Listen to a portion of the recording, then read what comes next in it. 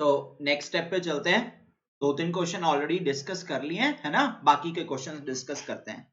अच्छा, मैं एक चीज बता दूं, जैसे हम क्वेश्चंस डिस्कस कर रहे हैं तो आप लोग ये मत सोचिएगा कि हम बहुत फास्ट फास्ट चलने वाले हैं। मेरा एम ये नहीं है कि आप लोगों को भगाने का, मेरा एम है समझाने का। और हम हर क्वेश्चन के हर एस्पेक्ट को चेक करने की कोशिश करेंगे। आगे जाके ऐसे क्वेश्चंस आएंगे जैसे मतलब इस वीडियो में तो फ्रैंकली स्पीकिंग ये तो बहुत सिंपल सिंपल क्वेश्चंस हैं, फटाफट क्वेश्चन सॉल्व हो जाएंगे। मगर आगे जाके गेट और ईएससी के स्टूडेंट्स के लिए ऐसे ऐसे क्वेश्चंस आने वाले हैं जहां हर क्वेश्चन में 25-30 मिनट लगेगा। आप समझ रहे हैं? तो मेरा एम है कि क्वेश्चन के हर एस्पेक्ट को स्टडी करना, ताकि आप एग्जाम्स में तो बेस्ट मार्क्स लाओ बट एक्चुअल में आप अच्छे इंजीनियर्स कहलाओ। ठीक है, तो चलो स्टार्ट करते हैं, टाइम वेस्ट नहीं करते।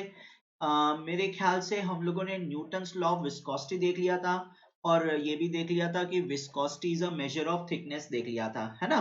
तो जो जेई एग्जाम्स वगैरह हैं उनमें इस तरह का सिंपल क्वेश्चन भी आ जाता है कि ये देखिए, मैं आप लोगों को क्वेश्चन पोस्ट करके दिखाता हूँ। तो इस तरह का सिंपल क्वेश्चन भी आ जाता है। The property of fluid which determines the resistance to shearing stress। वो कह रहा है फ्लूइड की वो प्रॉपर्टी जो शेयर स्ट्रेस को रेजिस्टेंस शो करती है। अब फ्रैंकली स्पीकिंग जरा पॉज दबाओ और खुद सोचो, क्या ये क्वेश्चन करेक्ट है? पॉज करो और खुद सोचो, क्या ये क्वेश्चन करेक्ट है? एक्चुअल में ये क्वेश्चन रॉन्ग है, क्योंकि जो विस्कोसिटी होती है ना, वो रेजिस्टेंस टू कंटिन्यूअस डिफॉर्मेशन होती है। आप एक्सटर्नल शेयर स्ट्रेस लगाते हो, एक्सटर्नल शेयर स्ट्रेस के कारण कंटिन्यूअस डिफॉर्मेशन होती है और विस्कोसिटी इस कंटिन्यूअस डिफॉर्मेशन को रेजिस्ट करती है। विस्कोसिटी स्ट्रेस को रेजिस्ट नहीं करती, विस्कोसिटी स्ट्रेस के इफेक्ट को रेजिस्ट करती है। तो वैसे देखा जाए तो ये क्वेश्चन सही नहीं है, पर अब क्योंकि जेई एग्जाम का क्वेश्चन है तो उनकी भावनाओं को तो समझना पड़ेगा। तो आपको खुद से दिमाग लगाना था कि यार स्ट्रेस का इफेक्ट होता है कंटिन्यूअस डिफॉर्मेशन, विस्कोसिटी इस इफेक्ट को रेजिस्ट करती है, तो विस्कोसिटी एक तरह से शेयर स्ट्रेस को रेजिस्ट करती है। तो वो प्रॉपर्टी जो शेयर स्ट्रेस को रेजिस्ट करे वो बन जाएगा विस्कोसिटी। सरफेस टेंशन, कंप्रेसिबिलिटी, इनकी हम बातें बाद में करेंगे। सरफेस टेंशन टेंसाइल स्ट्रेस से रिलेटेड है, कंप्रेसिबिलिटी वॉल्यूमेट्रिक स्ट्रेस से रिलेटेड है, और नन ऑफ दीज तो नहीं आएगा। ठीक है, चलो फिर आगे बढ़ते हैं, नेक्स्ट क्वेश्चन पे जाते हैं। ये देखिए, तो मेरे ख्याल से हम लोगों ने विस्कोसिटी की यूनिट्स और डायमेंशन की बात नहीं की। विस्कोसिटी की डेफिनेशन की बात तो कर ली है, यूनिट्स और डायमेंशन की बात नहीं की है। तो ये क्वेश्चन यूनिट डायमेंशन से रिलेटेड है। जाते हैं क्वेश्चन पे, पहले खुद से यूनिट डायमेंशन देख लेते हैं। तो आप लोगों ने मुझे क्या सिखाया कि सर विस्कोसिटी का मतलब है shear stress per unit rate of shear strain, और ये जो हम सिंबल यूज करते हैं इसको बोलते हैं म्यू। अब शेयर स्ट्रेस क्या होता है? पास्कल होता है। और रेट ऑफ शेयर स्ट्रेन क्या आएगा? तो गामा डॉट का मतलब है D gamma by D T. Gamma dot बोले तो D gamma by D T, है ना। अब डी गामा तो एंगल रेडियन में, रेडियन कोई यूनिट नहीं होती। रेडियन सिर्फ इतना ही बताती है कि न्यूमेरिकल वैल्यू एक एंगल है, मगर रेडियन कोई यूनिट नहीं होती। और dt क्या है? टाइम पीरियड है, सेकंड। तो ये क्या बन गया? 1/सेकंड बन गया। सो टाउ अपॉन गामा डॉट यानी कि पास्कल अपॉन 1/सेकंड। डिनोमिनेटर ये तो टॉप में चला जाएगा, तो ये बन जाएगा पास्कल सेकंड बन जाएगा। तो डायनेमिक विस्कोसिटी की प्रॉपर ऐसा यूनिट क्या है? Pascal second, pascal second. Obviously pascal को आप न्यूटन पर मीटर स्क्वायर लिख सकते हो, तो न्यूटन पर मीटर स्क्वायर सेकंड आ जाएगा। और न्यूटन की जगह आप मास इनटू एक्सेलरेशन यानी केजी मीटर पर सेकंड स्क्वायर लिख सकते हो। तो न्यूटन की जगह क्या लिखोगे? केजी मीटर पर सेकंड स्क्वायर। अब मीटर बाय मीटर स्क्वायर वो 1/मीटर हो जाएगा, और सेकंड बाय सेकंड स्क्वायर वो 1/सेकंड हो जाएगा। तो अल्टीमेटली ये वैल्यू आएगी 1 kg पर मीटर सेकंड। तो ये सारी एसआई यूनिट्स हैं किसकी? डायनेमिक विस्कोसिटी की। ये चीज आपको ध्यान रखनी है। अब ऑब्वियसली इन यूनिट्स में न्यूटन की जगह डाइन हो सकता है, ठीक है, न्यूटन की जगह डाइन हो सकता है, या फिर केजी फोर्स भी लिखा हो सकता है। और मीटर की जगह क्या क्या आ सकता है? मीटर की जगह सेंटीमीटर आ सकता है, फीट आ सकता है, इंच आ सकता है। और केजी की जगह क्या आ सकता है? ग्राम आ सकता है। पाउंड आ सकता है, स्लग आ सकता है, ठीक है ना। तो कई बार पाउंड फोर्स भी होता है, न्यूटन की जगह पाउंड फोर्स भी होता है। तो इस तरह से आप यूनिट्स के कॉम्बिनेशन बना सकते हैं। जैसे ग्राम पर सेंटीमीटर सेकंड, वो भी विस्कोसिटी का ही यूनिट आएगा, ठीक है। या फिर डाइन पर centimetre square hour, dyne hour पर सेंटीमीटर स्क्वायर, वो भी विस्कोसिटी का ही यूनिट बनेगा। तो आप कोई भी कॉम्बिनेशन जो है बिठा सकते हैं।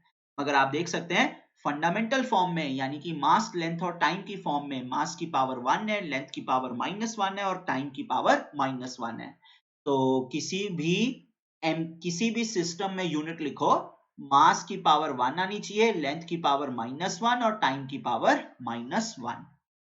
तो पीछे चलते हैं, वापस क्वेश्चन देखते हैं। क्वेश्चन क्या कह रहा है, पास्कल सेकंड। तो अभी हमने देखा पास्कल सेकंड किसकी यूनिट है, डायनेमिक विस्कोसिटी की यूनिट है। तो यहां लगा दिया डायनेमिक विस्कोसिटी। अब आप एक चीज नोट करेंगे, यहाँ और ये भी लिखा हुआ है काइनेमेटिक विस्कोसिटी। तो क्वेश्चन ये आ जाता है, ये काइनेमेटिक विस्कोसिटी क्या है सर। तो देखो, दो तरह की विस्कोसिटी होती है, एक होती है डायनेमिक विस्कोसिटी। तो हम बाउंड्री लेयर में पढ़ते हैं कि जब भी फ्लूइड मूव करता है तो नो स्लिप कंडीशन और विस्कोसिटी के कारण बाउंड्री लेयर बनता है। तो डायनेमिक विस्कोसिटी वो प्रॉपर्टी है जिसके कारण बाउंड्री लेयर बनता है, और काइनेमेटिक विस्कोसिटी वो प्रॉपर्टी होती है जो बाउंड्री लेयर की शेप डिसाइड करती है। ओके गाइस, ध्यान रखेंगे, जब हम बात करते हैं विस्कोसिटी की, तो विस्कोसिटी दो तरह की होती है, एक होता है डायनेमिक विस्कोसिटी और एक होता है काइनेमेटिक विस्कोसिटी। डायनेमिक विस्कोसिटी कहती है कि जब फ्लूइड मूव करेगा तो फ्लूइड के अंदर बाउंड्री लेयर फॉर्मेशन होगा, और काइनेमेटिक विस्कोसिटी उस बाउंड्री लेयर की शेप बताती है। काइनेमेटिक विस्कोसिटी को हम न्यू, नया, नए कपड़े, तो न्यू से डिनोट करते हैं। और ये काइनेमेटिक विस्कोसिटी किसके बराबर होती है, डायनेमिक विस्कोसिटी बाय सेकंड के बराबर होती है। सॉरी, ये फोन हर उसमें बज रहा है ना, sorry for this. Kinematic viscosity किसके बराबर होती है, डायनेमिक विस्कोसिटी बाय डेंसिटी के बराबर होती है। तो अगर आप डायनेमिक विस्कोसिटी की यूनिट लिखेंगे, तो डायनेमिक विस्कोसिटी की यूनिट होती है केजी पर मीटर सेकंड होती है, और डेंसिटी की यूनिट होती है केजी पर मीटर क्यूब। तो ऑब्वियसली न्यूमरेटर का डिनोमिनेटर नीचे आ जाएगा और डिनोमिनेटर का डिनोमिनेटर ऊपर आ जाएगा। तो अल्टीमेटली केजी और केजी कैंसल आउट होंगे और फाइनली रह जाएगा मीटर स्क्वायर पर सेकंड। तो काइनेमेटिक विस्कोसिटी की यूनिट क्या होती है, मीटर स्क्वायर पर सेकंड। मीटर की जगह सेंटीमीटर लिख सकते हैं, फीट, इंच लिख सकते हैं, सेकंड की जगह आवर लिख सकते हैं, मिनट लिख सकते हैं। मगर फंडामेंटल फॉर्म में लेंथ की पावर है 2 और टाइम की पावर है -1। तो आपको ध्यान रखना है, दो तरह की विस्कोसिटी होती है। एक विस्कोसिटी कहती है फ्रिक्शन आएगा, बाउंड्री लेयर फॉर्मेशन होगा, और दूसरी विस्कोसिटी कहती है कि इस बाउंड्री लेयर की शेप क्या होगी। काइनेमेटिक विस्कोसिटी का एक और नाम भी होता है मोमेंटम डिफ्यूजिविटी। तो ये भी आप नोट कर सकते हैं, मोमेंटम डिफ्यूजिविटी, मोमेंटम डिफ्यूजिविटी, ठीक है। अच्छा, before moving to further question, तो एक बार क्विक रिवीजन ले लेते हैं। क्विक रिवीजन क्या लेंगे, सीजीएस यूनिट्स का रिवीजन लेंगे। तो जो मेरे अभी करंट बैच के बच्चे हैं, जो आज ही जिन्होंने मेरे साथ, आज मतलब आज कौन सी तारीख है, आज है 7 मार्च 2022। तो आज जिन स्टूडेंट्स ने मेरे साथ विस्कोसिटी पढ़ा, उन्होंने अभी तक यूनिट्स की बात नहीं की थी, तो इन क्वेश्चंस में उनका यूनिट्स कवर अप हो जाएगा। अब क्या होता है, जब हम विस्कोसिटीज की बात करते हैं, तो आपको याद है मैंने सिखाया था कि फिजिकल क्वांटिटी कैसा है। फिजिकल क्वांटिटी बड़ा है तो बड़ी यूनिट्स यूज करते हैं, और फिजिकल क्वांटिटी छोटा है तो आप छोटी यूनिट्स यूज करते हैं। तो दरअसल होता क्या है कि रियल लाइफ में जो विस्कोसिटी की वैल्यूज होती हैं, उनके लिए छोटी यूनिट सूटेबल होती हैं, कि रियल लाइफ में विस्कोसिटीज कंपैरेटिवली कम होती हैं। तो हम छोटी वैल्यूज यूज करेंगे, छोटी यूनिट्स यूज करेंगे। तो जैसे आपने मान लो एसआई यूनिट लिखा, तो एसआई यूनिट क्या लिखा था, केजी पर मीटर सेकंड लिखा था डायनेमिक विस्कोसिटी के लिए। केजी पर मीटर सेकंड लिखा था डायनेमिक विस्कोसिटी के लिए। तो यहाँ केजी की जगह क्या लिख दोगे, 1000 ग्राम लिख दोगे, और मीटर की जगह क्या लिख दोगे, 100 सेंटीमीटर लिख दोगे। सेकंड एज इट इज रहेगा, सीजीएस में लिख रहे हैं तो 1000 और 100, तो ये क्या रह जाएगा, 10 ग्राम पर सेंटीमीटर सेकंड रह जाएगा। और ऑब्वियसली ग्राम पर सेंटीमीटर सेकंड क्या है, सीजीएस यूनिट है। तो आपके पास क्या आ रहा है 1 SI unit is equal to 10 times the CGS unit. और डायनेमिक विस्कोसिटी की जो CGS यूनिट है उसको आप नाम देते हैं किस चीज का, क्या नाम देते हो उसका? अगर किसी को पता है तो पॉज करो और आंसर दो। इसको आप नाम देते हो पॉइस, इसको आप नाम देते हो पॉइस, और इसको डिनोट करते हो स्मॉल p से। ठीक है,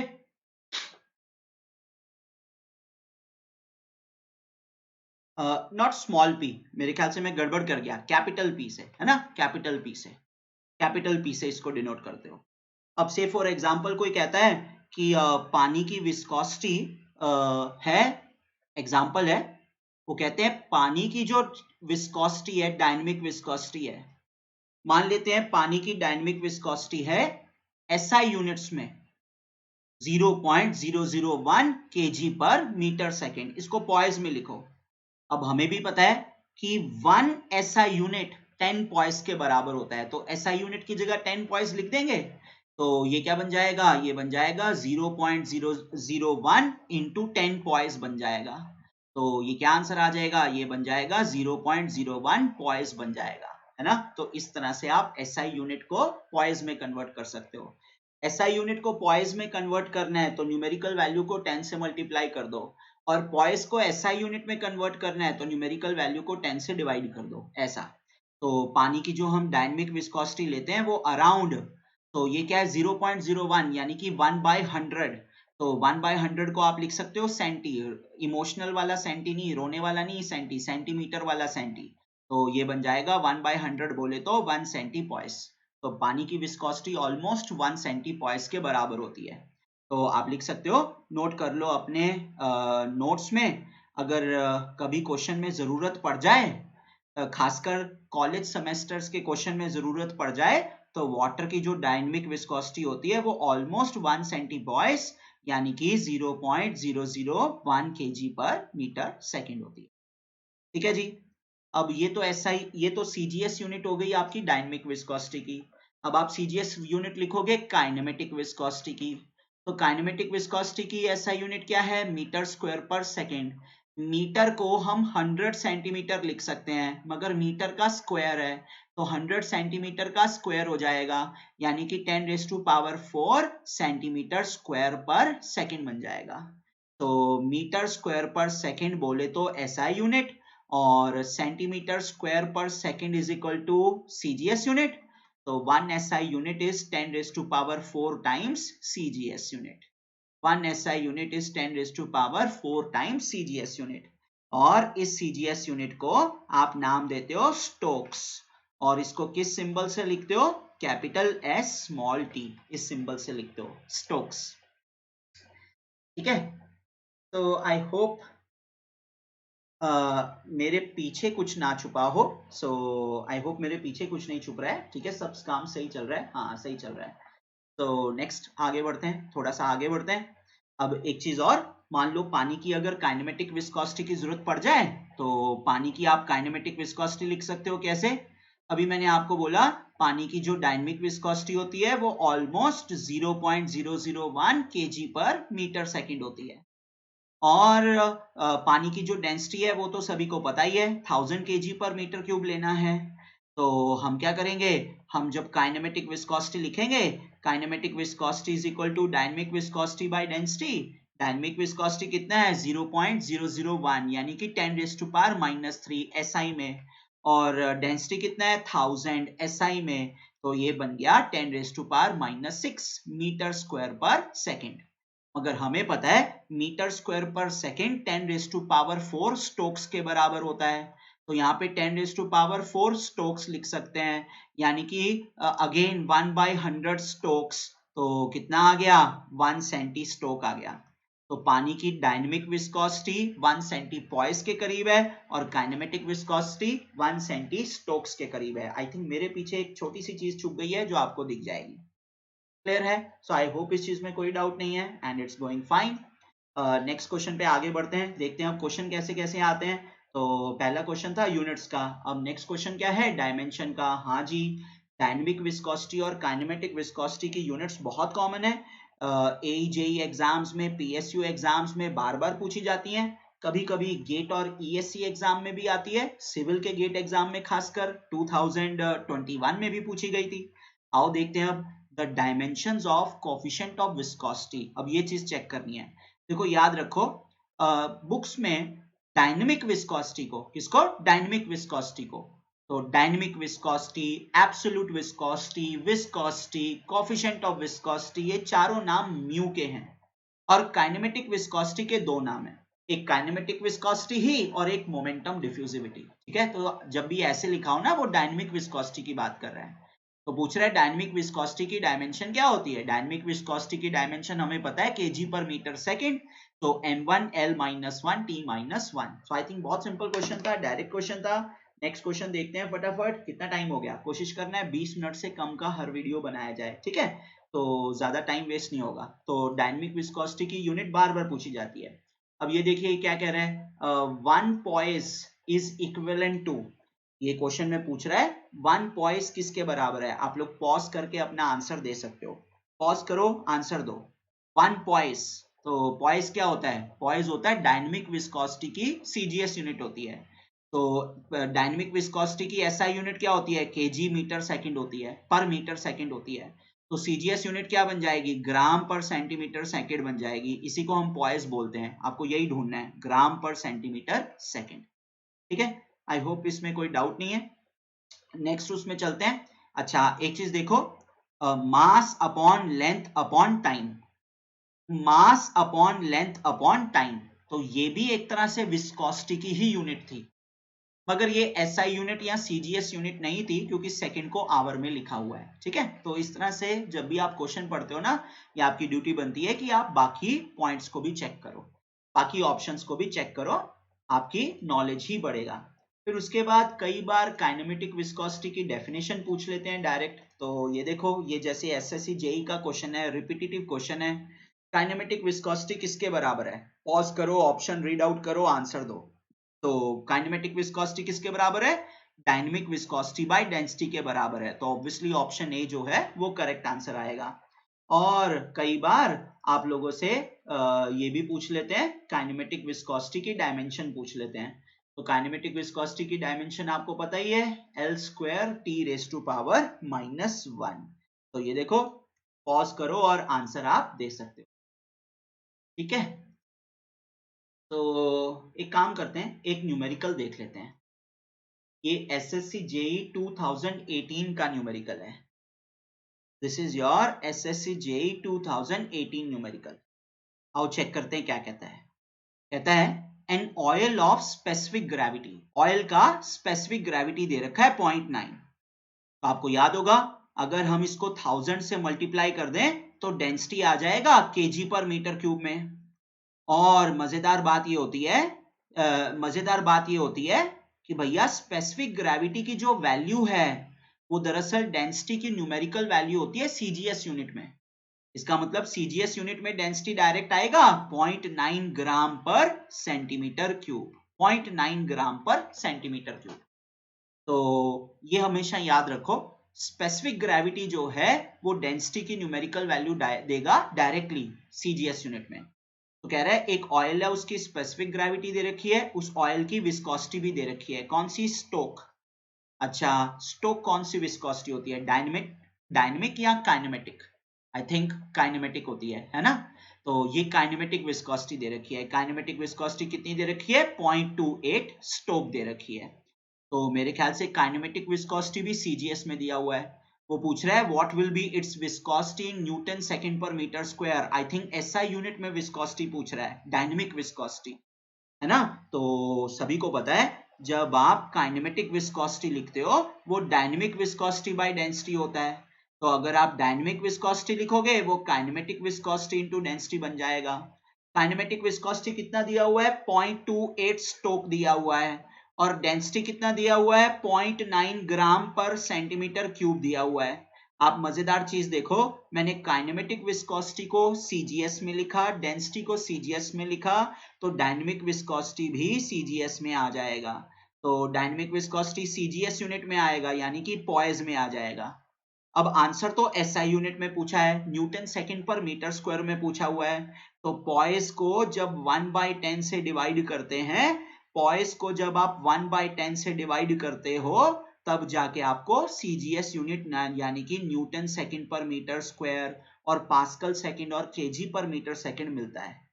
अब एक काम करते हैं, इसको सॉल्व करते हैं, इसका फाइनल न्यूमेरिकल वैल्यू निकालते हैं। तो 9 इंटू 8 कितना होता है, 72 होता है। 9 इंटू 2 कितना होता है, 18। 7 कैरी करेंगे तो 5 और मेरे ख्याल से ये आंसर आ रहा है 0.0252 एसआई यूनिट में, Newton second per metre square. तो जो भी लिक्विड है उसकी विस्कोसिटी पानी की विस्कोसिटी के ऑलमोस्ट 2.5 टाइम्स ज्यादा है, पानी की विस्कोसिटी से 2.5 टाइम्स ज्यादा है। तो 2.5 टाइम्स ज्यादा है नहीं, 25 टाइम्स ज्यादा है, 25 टाइम्स ज्यादा है, सॉरी 25 टाइम्स ज्यादा है। तो चेक करें आंसर। ओ, ऑप्शन सी करेक्ट लग रहा है। तो ये देखो ऑप्शन ए 0.252 नहीं, हमारा आंसर क्या है 0.0252, ऑप्शन सी करेक्ट आंसर है। आई होप सिंपल क्वेश्चन है, कोई डाउट लगे तो आप मुझे बता सकते हो। इन क्वेश्चंस में मैं ऐसा नहीं है कि बहुत हैवी चीजें करा, मतलब बहुत डीप जा रहा हूँ, बहुत ज्यादा डिस्कस कर रहा हूँ। सिंपल क्वेश्चंस हैं तो जितना ज्यादा बता सकता हूँ उतना मैं कोशिश कर रहा हूँ। पर ऐसा भी नहीं है कि हम कोई बहुत डीप डिस्कशन कर रहे हैं। ऑब्वियसली जो बच्चे अच्छे से पढ़ चुके हैं इन टॉपिक्स को वो चाहे बोर भी हो रहे होंगे क्योंकि उन्होंने पहले से ये क्वेश्चन कर रखे हैं। अच्छा ये देखो, if certain liquid has viscosity this.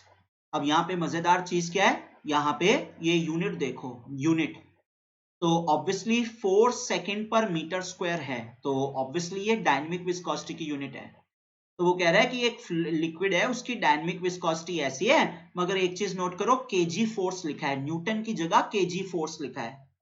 कभी भी केजी डायरेक्टली फोर्स नहीं बताता, केजी को क्या करना पड़ता है, 9.81 से मल्टीप्लाई करना पड़ता है, तब जाके वो न्यूटन में कन्वर्ट होता है। तो जब भी केजी फोर्स लिखा हो ना, वैल्यू को 9.81 से मल्टीप्लाई करो, न्यूटन बन जाएगा। केजी का मतलब मास, मास इंटू जी न्यूटन बनता है। गाइस होल्ड ऑन, ये मैं जरा मिनिमाइज कर दूं यहाँ जो चल रहा है। तो मास को जी से मल्टीप्लाई करोगे तभी तो न्यूटन बनेगा ना, तो केजी को जी से मल्टीप्लाई करना पड़ता है। अच्छा अब ये आंसर किस में आ गया, Newton second per metre square में आ गया। तो ये वैल्यू कौन सी है, ये डायनेमिक विस्कोसिटी है। और वो बोल रहा है कि इसी लिक्विड की जो काइनेमेटिक विस्कोसिटी है वो 3.49 इंटू 10⁻⁻² स्टोक्स है। कह रहे हैं स्पेसिफिक ग्रेविटी निकालो। आपको याद है ना, स्पेसिफिक ग्रेविटी और डेंसिटी की न्यूमेरिकल वैल्यू सीजीएस में सेम होता है। तो यहाँ क्वेश्चन को सीजीएस में सॉल्व करेंगे तो और भी मजा आ जाएगा। सीजीएस में कैसे सॉल्व करेंगे, भैया Newton second per metre square का मतलब 10 पॉइज होता है। तो यहाँ पे हम क्या कर सकते हैं, 4.9 इंटू 9.81 इंटू 10⁻⁻4 इंटू 10, ये क्या बन गया, पॉइज बन गया। और काइनेमेटिक विस्कोसिटी ऑलरेडी सीजीएस में है, तो डायनेमिक विस्कोसिटी सीजीएस में, काइनेमेटिक विस्कोसिटी सीजीएस में, यानी कि डेंसिटी इन सीजीएस जो कि स्पेसिफिक ग्रेविटी की वैल्यू होती है। तो डायरेक्टली आंसर आ जाएगा 4.9 into 9.81 into 10⁻⁻4 divided by 3.49 into 10⁻⁻2। 100 ऊपर जाएगा, 10,000 नीचे आएगा। तो मेरे ख्याल से I think I will have to remove my video. मैं अपना वीडियो रिमूव कर देता हूं ताकि मेरे पीछे कुछ ना छुपे। सो मेरे ख्याल से क्या बन रहा है, 4.9 into 9.81 into 10,000 by into 100 by 3.49 into 10,000। तो 100 बाय 10,000 कितना होता है, 100 होता है। तो आओ चेक करते हैं। तो मेरे ख्याल से, और गाइस एक चीज और, ये 10 भी था ना, विस्कोसिटी का 10 भी था, तो 10⁻⁻4 इंटू 10, ये 10⁻⁻3 होता है। तो एक तरह से 100 बाय 1000 आएगा, तो 100 बाय 1000 का मतलब है 10। तो थोड़ा सा मैंने लिखने में गलती कर दिया, आई होप आपने रेक्टिफाई कर लिया है। तो 4.9 into 9.81 divided by 34.9, I think answer correct आ रहा है। स्पेसिफिक ग्रेविटी या फिर डेंसिटी की वैल्यू सीजीएस में 1.33377 आ रही है। यहाँ मैंने कैलकुलेटर यूज किया, ऑब्वियसली ये कैलकुलेशन बिना कैलकुलेटर के नहीं हो सकती आसानी से, आपके एग्जाम में इजी कैलकुलेशन दी रहेगी। ठीक है, आपके एग्जाम में कैसे कर सकते हो, जैसे यहाँ पे 5 लिखा रहेगा, जी को 10 ले सकते हो और इधर 4 हो सकता है, तो कैलकुलेशन करना आसान होगा। सिंपल है क्वेश्चन, आई थिंक बिल्कुल भी डिफिकल्ट नहीं है। नेक्स्ट क्वेश्चन पे चलते हैं, तो just hold on, I will put the next question. कोशिश करना है वीडियोस बहुत लंबी ना हो। अच्छा, अब ये जो क्वेश्चन है ना, ये आप सॉल्व कर लीजिएगा, मैं आपको एज होमवर्क दे रहा हूँ, आप इनको सॉल्व कर लीजिएगा। सॉल्व करने में कोई दिक्कत आए तो मुझसे पूछ लीजिए। देखिए क्या दे रखा है, कह रहा है कि काइनेमेटिक विस्कोसिटी 5.58 स्ट्रोक्स है, स्पेसिफिक ग्रेविटी 2 है। अगर स्पेसिफिक ग्रेविटी 2 है तो डेंसिटी इन सीजीएस पता लग गया। काइनेमेटिक विस्कोसिटी सीजीएस में पता है, डेंसिटी सीजीएस में पता है, तो kinematic viscosity into density dynamic viscosity होता है, तो डायनेमिक विस्कोसिटी का सीजीएस आंसर डायरेक्टली आ जाएगा। अब उसको 10 से डिवाइड कर देंगे तो एसआई आंसर बन जाएगा, तो ऐसा। ठीक है, तो क्वेश्चन ट्राई करो, अगर मेरे आंसर्स में कुछ गलती है तो कमेंट सेक्शन में मेंशन कर सकते हो, I will rectify it. Next question पे चलते हैं। तो गाइस, फ्लूइड की डेफिनेशन से बहुत सारे क्वेश्चन आते हैं, और फ्लूइड की डेफिनेशन हमें न्यूटन्स लॉ ऑफ विस्कोसिटी से पता लगती है। कैसे, तो मैंने आपको पहले भी सिखाया है। तो फ्लूइड्स के लिए हम क्या कहते हैं, tau is proportional to gamma dot, यानी कि tau is equal to mu gamma dot. इसको हम उल्टा करके लिख सकते हैं, gamma dot is equal to tau by mu. तो ये हमने फ्लूइड के लिए इक्वेशन लिख ली। तो फ्लूइड के लिए इक्वेशन क्या कह रही है, अगर फ्लूइड पे थोड़ा सा भी शेयर स्ट्रेस लगाओगे तो फ्लूइड के अंदर एक कंटिन्यूअस डिफॉर्मेशन होगा, है ना। तो फ्लूइड की डेफिनेशन क्या बनती है, फ्लूइड की डेफिनेशन बनती है a substance which deforms continuously, a substance which deforms continuously, which deforms continuously, deforms continuously under the action of shear stress, under the action of shear stress। ठीक है, Newton's law of viscosity आपको fluid की definition भी दे देता है, क्योंकि Newton law of viscosity आपने फ्लूइड्स के लिए लिखा है। तो tau is equal to mu gamma dot, gamma dot को उधर ले आए, तो अगर हम थोड़ा सा भी शेयर स्ट्रेस लगाएंगे तो गामा डॉट दिखाई देगा, यानी कि फ्लूइड जो है कंटिन्यूअसली डिफॉर्म करेगा। तो इस डेफिनेशन पे कई बार क्वेश्चंस आ चुके हैं, गेट में भी क्वेश्चन आ चुका है, तो एक लास्ट क्वेश्चन गेट का भी देख लेते हैं और फिर हम आगे बढ़ जाएंगे। ठीक है, so a fluid can be defined as substance that can deform indefinitely, indefinitely का मतलब continuously करता जाएगा, that can deform continuously under the action of smallest shear force। तो ये आपके पास फ्लूइड की डेफिनेशन होती है। तो जब आप पास्कल्स लॉ पढ़ेंगे तो बेसिकली जब आप आगे जाएंगे ना, तो आपको ये पता लग जाएगा कि बाकी पॉइंट्स करेक्ट क्यों नहीं है। जैसे लास्ट में लिखा है फ्लूइड इज प्रैक्टिकली इनकम्प्रेसिबल। हाँ, अगर लिक्विड की बात करें तो लिक्विड का बल्क मॉडुलस बहुत हाई होता है, और हाई बल्क मॉडुलस के कारण उनकी डेंसिटी को चेंज करना इतना आसान नहीं होता, उनकी डेंसिटी ऑलमोस्ट कांस्टेंट होती है। मगर फ्लूइड का मतलब गैस, गैस का बल्क मॉडुलस लो होता है, और गैस का बल्क मॉडुलस जो है वो पॉलीट्रॉपिक इंडेक्स और प्रेशर पे डिपेंड करता है। तो जैसे जैसे प्रेशर चेंज करेगा, पॉलीट्रॉपिक इंडेक्स और प्रेशर पे डिपेंड करता है। तो लो प्रेशर पे 1 बार प्रेशर पे बल्क मॉडुलस भी 1 बार होगा, बल्क मॉडुलस कम होगा, बल्क मॉडुलस कम होगा तो डेंसिटी आसानी से चेंज हो सकती है, तो गैसेस तो कंप्रेसिबल होती हैं। फिर ये कह रहा है has the same shear stress in all direction, तो ये पास्कल्स लॉ फॉर प्रेशर को कंपेयर कर रहा है। तो shear स्ट्रेस के कॉरेस्पॉन्डिंग ऐसी कोई सिचुएशन नहीं होती, ये प्रेशर के लिए होती है, ये हम हाइड्रोस्टैटिक लॉ में पढ़ते हैं, और ऐसे ही ऑप्शन ए भी गलत है। ठीक है, सो आई थिंक काफी क्वेश्चन हो गए, डेफिनेशन से रिलेटेड काफी क्वेश्चन हो गए। नेक्स्ट वीडियो में हम लोग बाउंड्री लेयर के क्वेश्चन डिस्कस करेंगे। ठीक है, तो ऑल द स्टूडेंट्स जिन्होंने आज यानी कि 7 मार्च को मेरे साथ विस्कोसिटी पढ़ा है, ये क्वेश्चन उन स्टूडेंट्स के लिए हैं स्पेसिफिकली, वो लोग उन क्वेश्चंस को अपने नोट्स में डाल सकते हैं। ठीक है, thank you and see you next time, bye bye.